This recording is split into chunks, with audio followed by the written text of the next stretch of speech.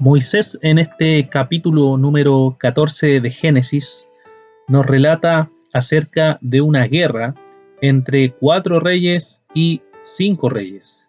Por un lado, tenemos a los 4 reyes que son Amrafael, del rey de Sinar, Arioc, rey de Elazar, Kedorlaomer, rey de Elam, y Tidal, rey de Goyim. Y al otro lado tenemos a Berá, rey de Sodoma, Bizá, rey de Gomorra, Sinab, rey de Adma, Semenber, rey de Seboim, y Belá, rey de Zoar. Entre estos reyes hubo una guerra. Los 5 reyes, que eran esclavos de Kedorlaomer, se rebelaron contra él, y esto llevó a que este rey entonces hiciera toda una expedición para conquistar distintos lugares y así mostrar su poder, e incluso luego derrotar a estos 5 reyes que se le habían opuestos. O sea, este rey de Sodoma, de Gomorra, de Adá, de Seboim y de Zoar, finalmente tuvieron una batalla, tuvieron una guerra, y ellos fueron derrotados contra él. Esto hizo que entonces los hombres de Sodoma y los hombres de Gomorra, para poder salvar su vida, trataran de escapar, y cuando ellos iban escapando cayeron en pozos de asfalto en donde las personas se quedaban atrapadas y podían ser fácilmente asesinadas o también morían ahogadas. Otros huyeron a los montes, y como recordemos que Lot había tomado la decisión de moverse donde estaba todo muy abundante y donde luego iban a nacer estos reinos, entonces Lot y su familia estaban en ese lugar. ¿Y qué es lo que sucedió? Muy común en el mundo antiguo en las guerras, cuando había una guerra, se llevaban prisioneros a todos. Generalmente mataban a los hombres, violaban a las mujeres y se llevaban también a los niños. Entonces, Lot y su familia fueron llevados cautivos por este rey Kedorlaomer, el que se llevó, cierto, cautivo a todos. Esto llegó a los oídos de Abraham. Un hombre que había escapado de este cautiverio fue y le dio el aviso a Abraham para decirle que Lot y toda su familia habían sido atrapados, habían sido llevados cautivos. Entonces Abraham preparó a sus hombres, los hombres que tenía, los siervos de su casa, y esto nos muestra que en el mundo antiguo la gente también estaba preparada para estas situaciones, por lo que de noche fue, los persiguió y de noche los sorprendió, y pudo entonces en una guerra liberar a Lot, su sobrino, y también todas sus posesiones. Luego de eso, Abraham volvió de esta guerra, y cuando volvía de esta guerra se encontró con 2 personas. Por un lado se encontró con el rey de Sodoma, y por otro lado se encontró con un tal Melquisedec. Melquisedec se nos dice que era un sacerdote de Dios que sacó pan y vino y los bendijo, y Abraham le dio los diezmos de todo. Luego el rey de Sodoma se acercó y le pidió a las personas que habían estado en la guerra, que él había liberado, y que se quedara con los bienes. Pero Abraham no aceptó nada del rey de Sodoma porque había jurado que no iba a aceptar nada para que pareciera que este rey era quien había dado prosperidad o quien había hecho prosperar a Abraham. Entonces él no recibió nada a cambio de esto. Esto nos lleva a pensar, hermanos, en 2 cosas importantes, las cuales podemos meditar a través de este capítulo 14 de Génesis. En primer lugar, es que vivimos en un mundo caído, y en ese mundo caído hay guerras.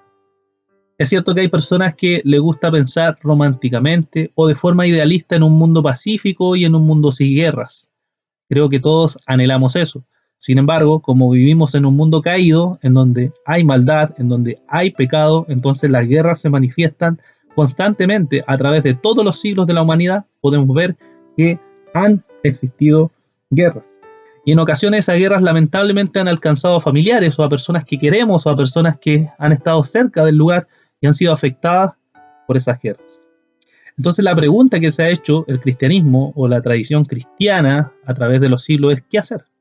Por un lado tenemos a los cristianos pacifistas que sugieren y dicen que simplemente hay que orar y no hacer nada al respecto, más que orar, por supuesto, al Señor. Y por otro lado están los cristianos que han pensado en lo que se conoce como la guerra justa. La pregunta es que si cuando vemos el texto bíblico o vemos los textos de las escrituras, ¿qué nos dicen ellos?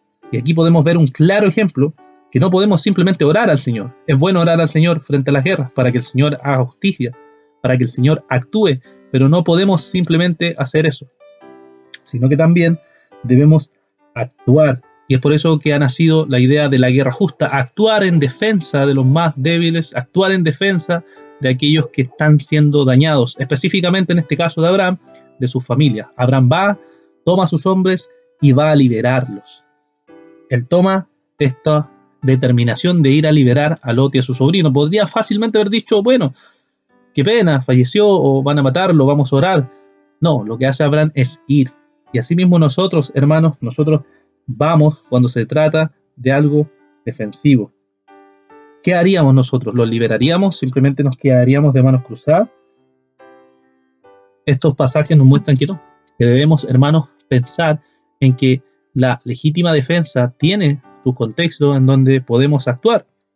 Podemos también pensar que hay guerras en las cuales podemos involucrarnos por causa de la justicia, por causa de la verdad o por causa de los más débiles. En segundo lugar, lo que podemos ver aquí es a este Melquisedec. Nos dice que es rey, nos dice que es sacerdote y nos dice que bendice. Alguien que bendice a Abraham y Abraham le responde dándole los diezmos de todo. Si la escritura llegara simplemente hasta aquí, quedaríamos totalmente en el misterio, sin saber quién es Melquisedec y por qué aparece ahí. Pero tenemos la revelación progresiva, el Nuevo Testamento, el cual interpreta el Antiguo Testamento, nos dice en Hebreos capítulo 7 la explicación de quién es este Melquisedec. Nos da varias pistas, nos dice que este Melquisedec era eterno, no tenía genealogía, no tenía familia, nada. Y el argumento de Hebreos 7 es mostrar ese sacerdocio único para mostrarnos que Cristo viene de ese sacerdocio único. Este sacerdote que es rey a la vez y que bendice es un tipo, es algo que está apuntando a Cristo como quien se va a revelar de forma totalmente plena y totalmente clara. De este sacerdocio es de donde viene nuestro Señor Jesucristo. Así como Melquisedec bendice, así como Melquisedec recibe ese honor, es así como Cristo es el rey, Cristo es el sacerdote, Cristo es quien nos bendice a través de lo que Él hizo en la cruz del Calvario, y es por eso que nosotros nos entregamos por completo a Cristo, porque Él ha sido nuestro sacerdote perfecto, que es lo que nos dice el libro de Hebreos. No tiene ninguna mancha, ninguna imperfección, ninguna suciedad. Es un sacerdote perfecto, es un sacerdote que se ha entregado por nosotros. Ese es Cristo, es nuestro Rey, a quien rendimos toda nuestra vida, todo nuestro ser, todo lo que somos para alabarlo, exaltarlo y glorificarlo. Que el Señor les bendiga.